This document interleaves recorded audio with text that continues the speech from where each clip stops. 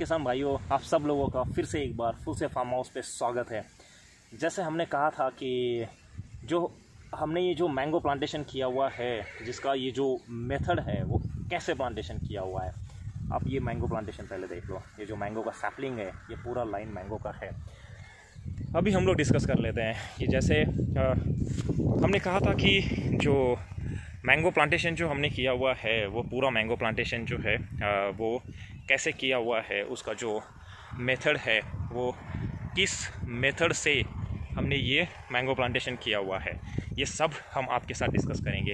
And आज morning को जो एक शॉर्ट वीडियो अपलोड किया हुआ था, उसके अंदर में हमने कहा था कि जो ये इन सिचू मेथड है, उस इन सिचू मेथड से हमने ये सब मैंगो प्लांटेशन किया हुआ है। अभी सबसे बड़ा क्वेश्चन ये आ जाता है कि ये इन सिचू मेथड क्या है एंड ये मैंगो प्लांटेशन का क्या तरीका है। आप बैक साइड पे मेरे देख सकते हो, जो पूरा आपको मैंगो प्लांटेशन दिखाई देगा। तो इन सिचू मेथड क्या है, तो ये पूरा मैं प्लांट में घूमते घूमते बात कर रहा हूँ, तो आप लोगों को पूरा जो व्यू है वो भी बैकग्राउंड में दिख जाएगा। तो मैंगो प्लांटेशन का जहाँ तक अपन ने तरीका देखा हुआ है, जो मैंगो प्लांटेशन अपन क्या करते थे कि अपन जो बहुत पुराने ज़माने की अगर अपन बात करेंगे, तो तब अपन जो मैंगो के सीड्स है, वो सीड्स ज़मीन में लाके गड्ढा करके वहाँ पे डाल देते थे। एंड उसके बाद में उसको अगर अपने पास कोई है ग्राफ्टिंग करने वाला, तो उससे अपन ग्राफ्टिंग करवा लेते थे या फिर वैसे ही उसको बड़ा होने देते थे। और जो डिस्टेंस है, वो डिस्टेंस तो अपन पूछो ही मत, क्योंकि मैंने खुद जैसे मैंने कहा था, तो मैं पिछले ये मेरा थर्ड मैंगो प्लांटेशन है।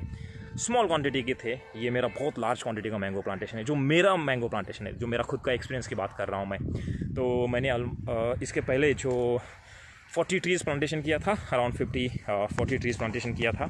एंड उसके बाद में जो दूसरा मैंगो प्लांटेशन मैंने जो पुणे में अपना छोटा सा फार्म हाउस है, वहाँ पे किया हुआ था। वहाँ पे 2010 में मैंने मैंगो प्लांटेशन किया हुआ था। एंड तभी मुझे पता था कि ये कुछ अपन डिस्टेंस को लेके अगर उसको छेड़खानी कर सकते हैं क्या। तो यहाँ का जो पुणे का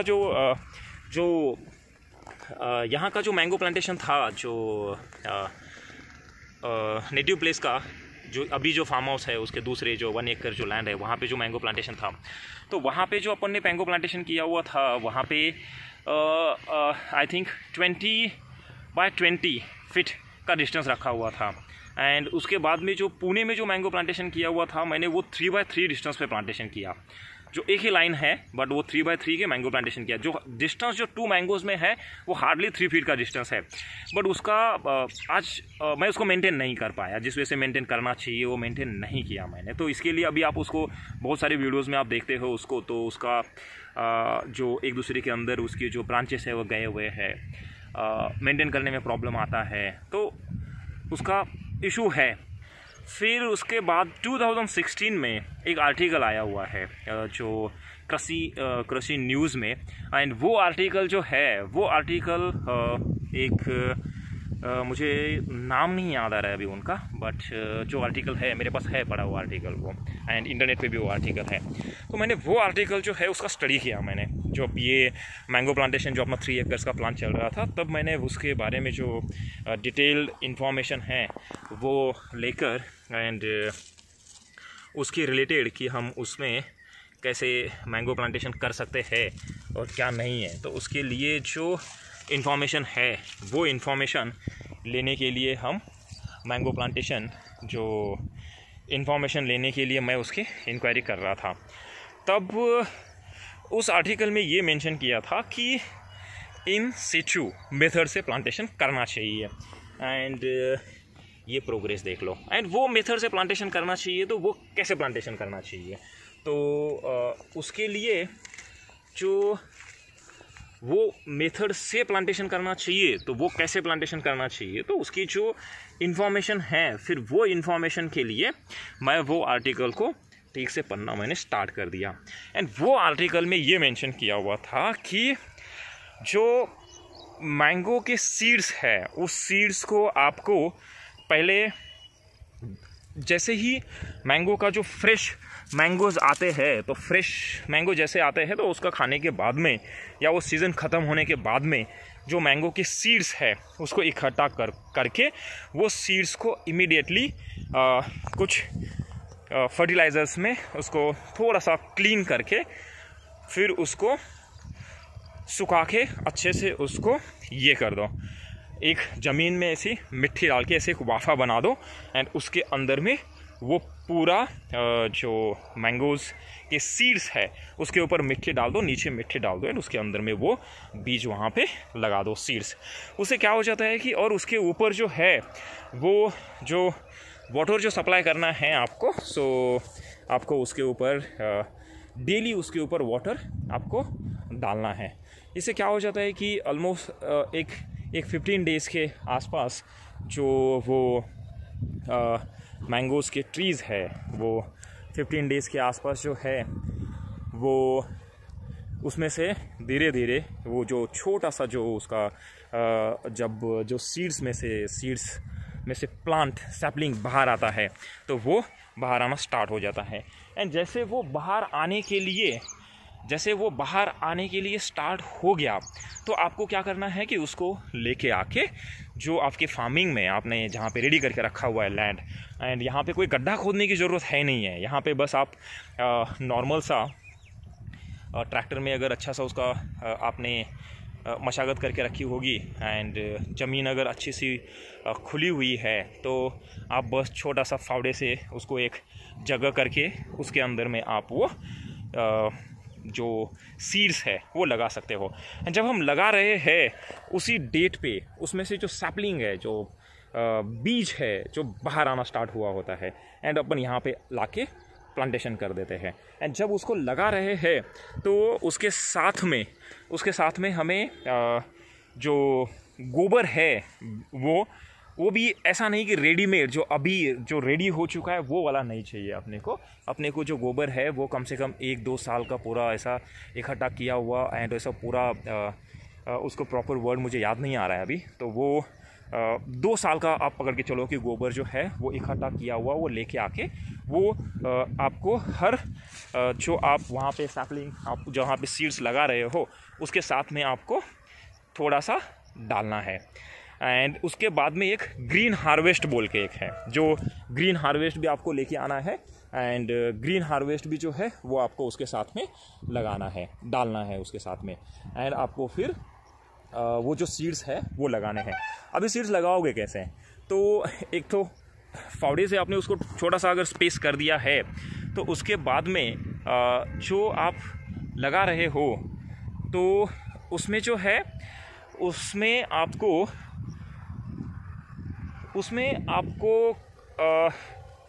जो बीज है जो सीड्स है वो सीड्स आपको वहाँ पे एक जगह पे आपको कम से कम 5 सीड्स लगाने हैं। कितने?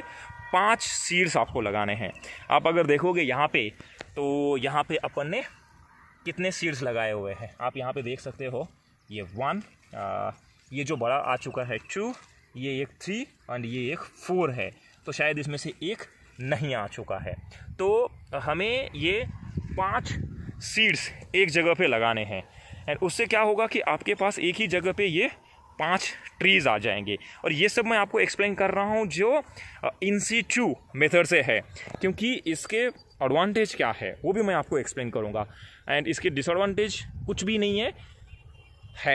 हर चीज़ के एडवांटेज डिसएडवांटेज होते हैं, तो इसके डिसएडवांटेज भी क्या है वो भी मैं आपको बता दूंगा एंड इसका एडवांटेजेस क्या है ये भी बता दूंगा। एंड हम कंपैरेटिव एनालिसिस भी करेंगे, कंपैरेटिव डिस्कशन भी करेंगे, कंपैरिजन भी करेंगे बाकी मेथड के साथ में। तो इससे होता क्या है तो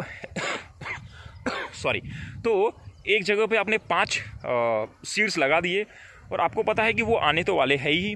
तो उसके बाद में जब 5-6 महीने के बाद में अक्टूबर मंथ में या हो सकता है फेब में या अक्टूबर में ये आपके पास रेडी हो जाएंगे ग्राफ्टिंग करने के लिए।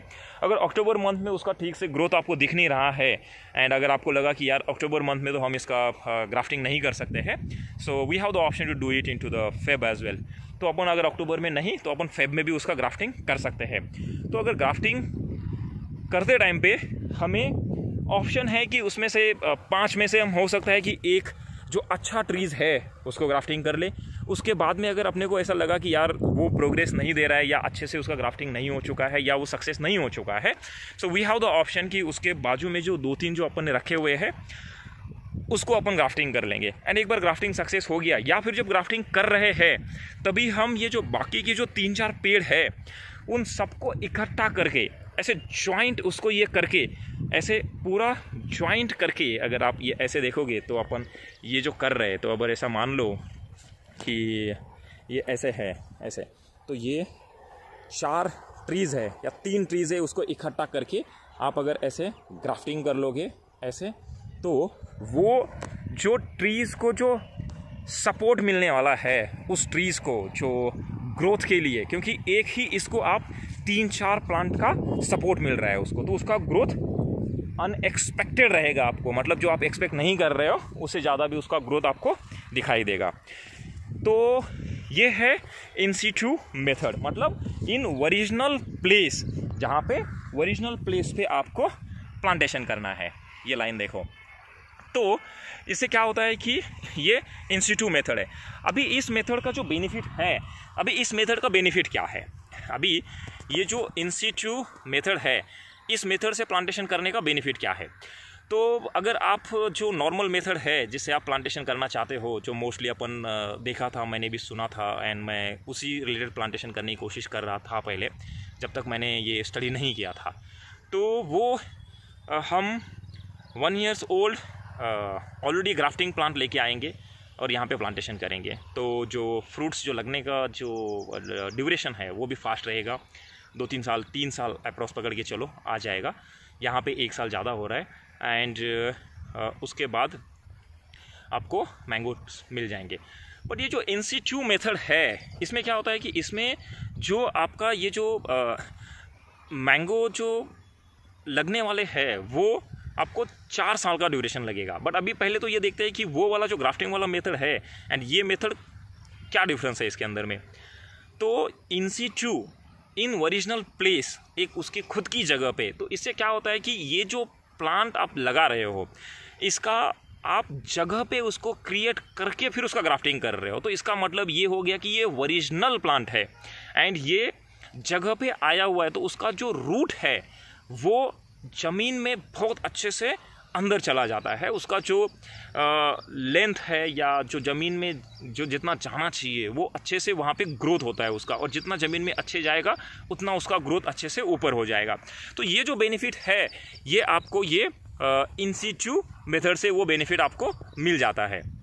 बट यही अगर आप जो ये ग्राफ्टिंग किया हुआ रेडीमेड, अगर कलम किया हुआ ग्राफ्टिंग किया हुआ अगर आप ट्रीज़ लेके आते हो जो पॉलीथीन में लगाया हुआ है, तो उसके जो रूट्स हैं वो वहाँ पे ऐसे राउंड होके बैठे हुए होते हैं एंड जब ज़मीन में आप लगा देते हो तो वहाँ पे भी वैसे ही हो जाता है वो, तो इसीलिए उसका ग्रोथ उतना फास्ट नहीं होता।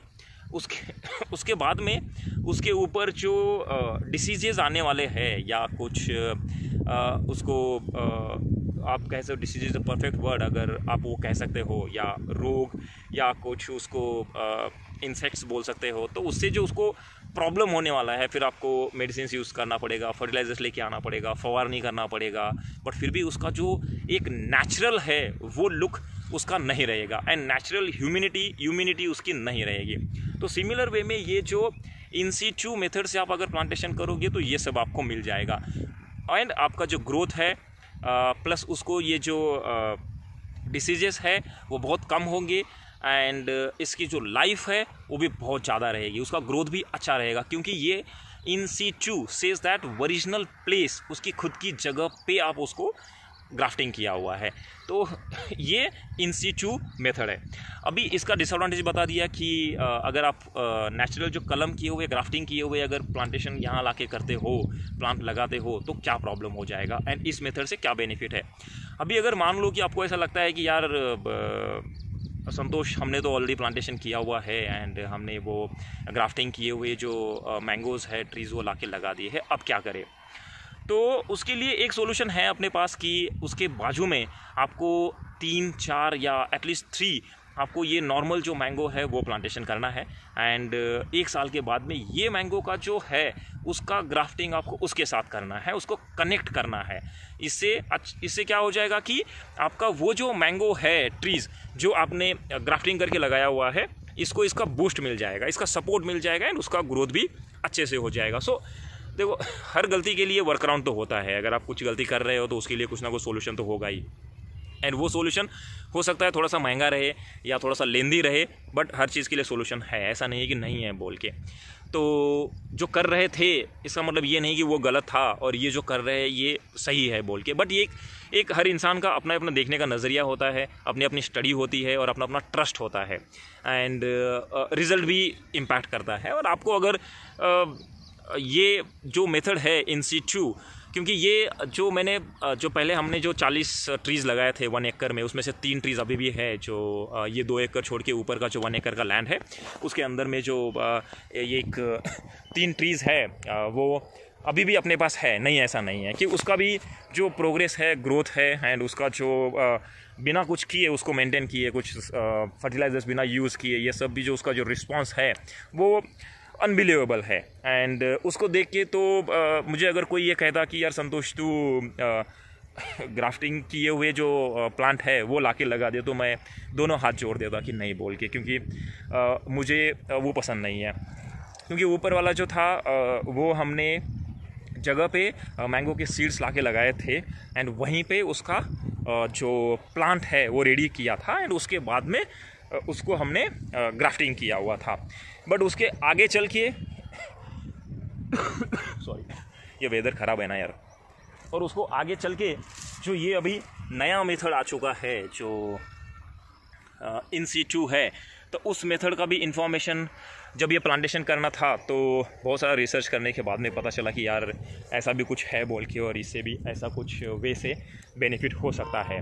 तो कहते हैं ना कि अगर चाह है तो राह है, रास्ता भी मिल जाता है, और अगर तुमको करना है तो आपको रास्ता मिल जाएगा। तब जाके फिर ये पता चला कि यार ऐसा भी कुछ है जो हम कर सकते हैं। तो उस वे से ये पूरा हमने प्लांटेशन किया हुआ है। ये भी आप लाइन देख सकते हो। तो ये सीड्स है, यहाँ पे सैपलिंग है। ये जो मैंगो के प्लांट है वो 1 2 3 4, यहाँ पे भी आपको ये 4 प्लांट दिखाई देंगे। तो ये सब करके फाइनली ये प्लांटेशन हो चुका है एंड ये इन सीटू मेथड से प्लांटेशन किया हुआ है। एंड मेरा तो यही कहना रहेगा कि आप जो है इसी मेथड से प्लांटेशन कर लो। एंड अभी एक मज़ेदार बात देख लेते हैं कि ये जो है यहाँ पे मैंगो का लगाने के लिए ये सेनखत लाके डाला हुआ था एंड ये सेनखत के ऊपर लाइन में आ रहा था, तो यहाँ पे भी ये प्लांटेशन लगाए हुए थे। इसका ग्रोथ देखो, तो 1 2 3 4 ये पूरे के पूरे आ चुके हैं, उसका ग्रोथ देखो। और उसके बाजू में जो दूसरा प्लांट है उसका ग्रोथ देखो। तो मतलब ये डिफरेंस है जो गोबर में, सेनखत में एंड नेचुरल जो अपन लगा रहे हैं उसके अंदर में। तो इसीलिए कहा था कि सेनखत आपको यूज़ करना है जब आप प्लांटेशन कर रहे हो तब। तो ये डिटेल है। अभी इसमें एक बात रह गई कि यार इसके डिसएडवांटेज क्या है, राइट? तो अभी एडवांटेज की तो बात कर ली, कंपैरेटिव एनालिसिस भी कर लिया, कंपैरिजन भी देख लिया।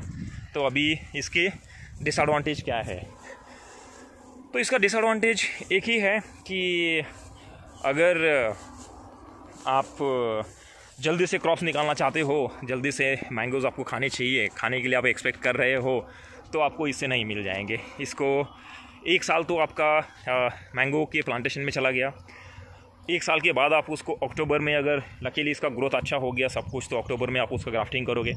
अक्टूबर में अगर आपने ग्राफ्टिंग नहीं किया तो आपको इसका ग्राफ्टिंग जो है वो फेब में करना पड़ेगा। तो 1 साल तो इसके इंक्रीज़ के लिए चले गया। और उसके बाद ग्राफ्टिंग के बाद में 3 इयर्स पकड़ के चलो, तो ऑलमोस्ट आपको 4 इयर्स वेट करना पड़ेगा जो फर्स्ट इसका मैंगो सीड्स आने के लिए, मैंगो आने के लिए। अगर आपको मैंगो खाने हैं तो आपको 4 साल के लिए ऑलमोस्ट, मतलब you can say the minimum, not almost but minimum 4 years जो है वो आपको वेट करना पड़ेगा। तब जाके आपको कहीं इसके मैंगोस खाने के लिए मिल जाएंगे। एंड 4 साल तक आपको इसको संभालना भी है। वाटर प्रॉब्लम हो सकता है, तो उसको समर सीज़न में आपको बहुत केयर करना पड़ेगा। तो तब जाके कहीं आप ये 4 इयर्स के बाद में जो है ये आपको इसके मैंगोज़ खाने के लिए मिल जाएंगे। तो ये पूरा मेथड है जो इन सीचू मेथड से प्लांटेशन करने का। तो इसमें जो डिसएडवांटेज है वो ये है कि आपको 4 साल तक वेट करना पड़ेगा। बट ये एक बेनिफिट है कि एक बार आप 4 साल वेट करोगे, बट उसके बाद में आपको ज़िंदगी भर कोई टेंशन है नहीं है, क्योंकि मेरे पास ऑलरेडी 3 पेड़ अभी भी है जो मैंने जब मैं कॉलेज में था, आई थिंक 2004 में लगाए थे। लैंड उतना अच्छा है नहीं है ना, उसको अपन ने कुछ मेंटेन नहीं किया, फिर भी वो ट्रीज़ अभी अच्छे हैं। तब से मैंने कुछ उसका केयर नहीं किया है, अभी करूँगा, अभी इसके साथ साथ उसका भी केयर हो जाएगा। बट फिर भी उसका जो ग्रोथ है उसके जो फ्रूट्स आते हैं वो अनबिलीवेबल है, मतलब आप इमेजिन नहीं कर सकते हो उसका टेस्ट है। तो कंसिडरिंग दैट कि इट्स अ गुड, थोड़े दिन जो है वो मेहनत कर लो एंड उसके बाद में जो है वो बस मैनेज कर लो, मैंगो ही मैंगो खाते रहो।